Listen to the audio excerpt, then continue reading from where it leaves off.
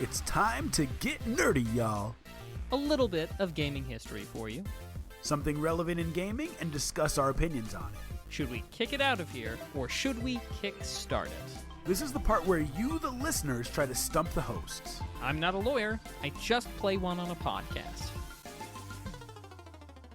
Hello, friends and nerds. Welcome to the show. A short episode for you today. Mr. Nice Guy, my usual co-host, is unfortunately not feeling so well today, so we're giving him the evening off, but wanted to make sure you had something for your feed, and we had a couple of interesting developments. As you know, we've talked a lot about stop killing games. It's something that Mr. Nice Guy does not feel that passionately towards, but that I do. And it just barely crossed 1.4 million signatures on its European Citizens Initiative. Now that winds up being the beginning of the road for this process, as there will still be plenty more to do. However, this many signatures, even if a good chunk of them wind up being invalidated, does mean that the European Union will be taking steps in order to investigate the problem, evaluate whether or not current law does adequately address the intent behind the petition, which was, when we buy a video game, we don't think it's okay for that video game to be taken away from us. So when money changes hands, we should still have the same rights as customers as if it were, say, a physical product or a physical good. And the law should address that. They'll evaluate whether or not it does, and if it doesn't, they'll see what they can do about making those legal changes. There's a lot more to that process, and I am skipping over so much nuance and so much interesting little minutia there that I'd love to talk more about, but I don't want to take up all the time because something that's a little bit more relevant to us here in the United States, and that I said I would update us on when we got our next bit of information, concerns Subnautica 2. When last we had an episode, Mr. Nice Guy and I said that we would love to have a look at what exactly was being claimed in the lawsuit from the former studio heads of Subnautica against Krafton. And, as luck would have it, I've got a copy of that complaint. Now, I do want to stress a couple of things, and that is, if this is your first time hearing, legal speak, the complaint is what you throw out there for what your best arguments are, presented in the best light to you, and then usually there is a response from the opposite side. In this case, it is the former studio heads. They're being represented by Fortis Advisors. Why Fortis?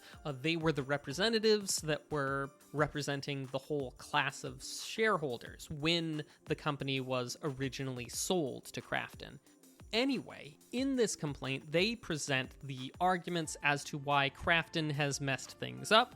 Krafton, of course, will have a response wherein they'll try and explain how, everything was totally fine.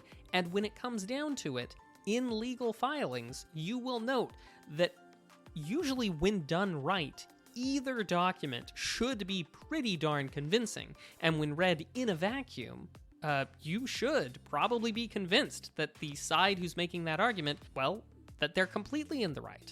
That being said, I want to just lay out what Fortis Advisors, on behalf of Unknown Worlds Studio, claims that the issues are. So central to the lawsuit is the claim that when Krafton bought Unknown Worlds Studio, they agreed to several specific things that Krafton violated. The biggest claims, though, isn't actually the $250 million bonus, which of course we will talk about more of that. But the central bit and the biggest bit was that Unknown World Studio was going to remain an independently managed studio. Contractually, they were going to remain independent in a few different ways. Number one, Unknown Worlds would decide their own release date of their games. Number two, unless an employee committed felonies, fraud, disclosed trade secrets, or something of equal seriousness, Krafton would not be able to direct the firing of anyone without prior written consent of a majority of the founders. That's the 3 people that Krafton fired. And number 3, Krafton had to get authorization from the management of Unknown World Studios before doing any actions that could reasonably be expected to decrease the possible bonuses being paid out at the conclusion of the window. Now, those are the specific ways that the ousted studio heads say that Krafton had gone wrong. Sounds pretty compelling. But let's hop over to the bonus. Now, according to the complaint, the $250 million bonus based on sales of Unknown Worlds games, not solely Subnautica 2, was going to be paid in a 90-10 split between the studio heads and the team. So the team was going to get around $25 million. Now, there is a line in there about how the studio heads were planning on giving even more of their 90% split to the team. I'll kind of believe that when I see the emails proving it. That's just me. I'm very skeptical when people say they're going to give even more money away. But from paragraph 56 of the claim, it looks like the bonus would be based on a formula that is redacted in the publicly available complaint, so I don't know exactly how it was calculated, but the implication was that, like I said, it was studio-wide revenue, not just the sales of Subnautica 2. And if you think I'm wrong about that, please go read paragraph 56, tell me what you think. Paragraph 55 of the complaint includes the note that the original agreement had an option to extend the period, the sales window, through to June 2026. Now, it didn't elaborate exactly on how that works, but later in the complaint, it implied that it was at the studio's discretion whether or not it could extend that window. So it sounded like the idea was, hey, if by the end of 2025 you haven't quite hit those marks, at the studio's discretion, you can extend the window to June 2026. According to the complaint, everything was going great with Unknown Worlds and Krafton until Subnautica 2 became one of the top wishlisted games on Steam, and Krafton realized that they were probably going to max out those bonuses. Now, according to the claim, again, all this is presented in the most positive light to the Unknown Worlds team. According to the claim, Krafton started doing things like trying to bring in a whole different publishing team. They stopped doing press releases, stopped working on localizations, turned off the back-end services, posted notices about the game being delayed without the permission or the input from the Unreal Worlds team.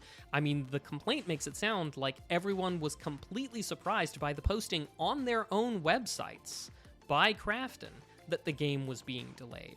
And then, of course, the infamous sacking of the studio heads, the bringing in of a completely new head for the studio, and then announcing to the public that it was all going to be delayed.